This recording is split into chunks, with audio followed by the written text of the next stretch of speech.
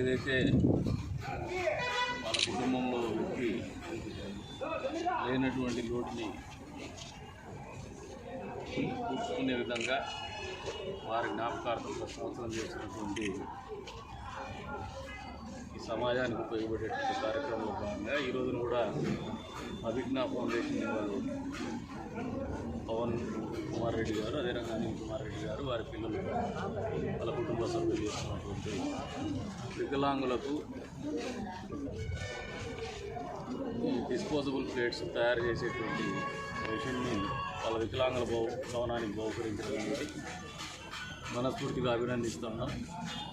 సమాజంలో ఒక స్థాయికి ఎదిగిన తర్వాత అంతో ఇంతో సమాజానికి తిరిగి వల్ల ఆ తిరిగి ఇచ్చేటువంటి కార్యక్రమానికి మంచో చెడో ఏదో ఒక కారణాన్ని వెతుక్కోనైనా కూడా మంచి చేసే విధంగానే ఆలోచనతో ముందుకు పోవాలని చెప్పేసి వాళ్ళందరూ మనకి ఆదర్శంగా ఉంటారు. వాళ్ళని మనస్ఫూర్తిగా అభినందిస్తాను. అదే స్థాయిలో ఎవరైతే ఈరోజు పుట్టినరోజు జరుపుకుంటున్నారో ఆ చిరంజీవి కూడా మనస్ఫూర్తిగా జన్మదిన శుభాకాంక్షలు తెలుపుతాను. అంతేకాకుండా వికలాంగుల భవనానికి ఏదైతే పక్కన షెడ్ ఉందో దీన్ని పూర్తి స్థాయిలో పక్కా బిల్డింగ్ కట్టించి వాళ్ళకు ఒక ₹2 డబ్బులు వచ్చే విధంగా వాటర్ ప్లాంట్ కూడా ఏదైతే ఎన్పీ కుంట సోలార్ కంపెనీ సోషల్ రెస్పాన్సిబిలిటీ కింద వాళ్ళు నిధులు కేటాయిస్తున్నారో అందులో భాగంగా ఇక్కడ కూడా వాటర్ ప్లాంట్ కేటాయిస్తుందని చెప్తున్నాను. కేటాయిస్తాము. భవనానికి కూడా కావాల్సిన నిధులు కూడా సమకూర్చి భవనానికి పూర్తి వచ్చే రోజుల్లో వారికి ఏదైనా చేయూత అవసరము ఈ ప్రభుత్వం ద్వారా అంటే చంద్రబాబు నాయుడు గారి నేతృత్వంలో ఏర్పడినటువంటి కూటమి ప్రభుత్వము అన్ని వర్గాల ప్రజల్ని ఆదరించాలా, వారి జీవితాల్లో మార్పు తీసుకురావాలా, మంచి మార్పు తీసుకురావాలా, ఆర్థిక స్థిరత్వం సాధించాలనే ఆలోచనతో ముందుకు పోతుందని తెలియజేస్తూ అందులో భాగంగా ఎవరైతే దివ్యాంగులు ఉన్నారో వారికి ఎప్పుడు కూడా ఈ ప్రభుత్వం అండదండలుగా ఉంటుంది. దానికి ఉదాహరణే మొన్నటికి మొన్న పెన్షను పెంచినటువంటి విధానం.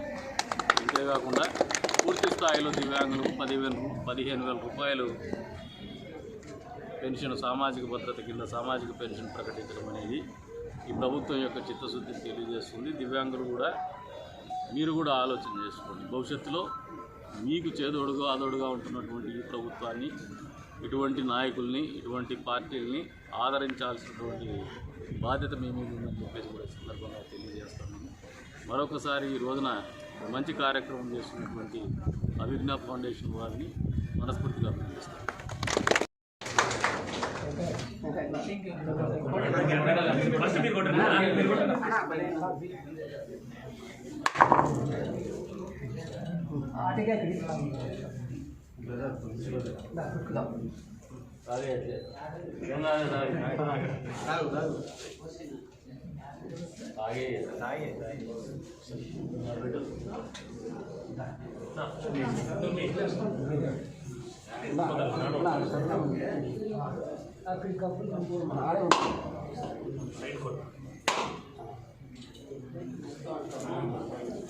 కొట్లాడుకోకుండా బాగా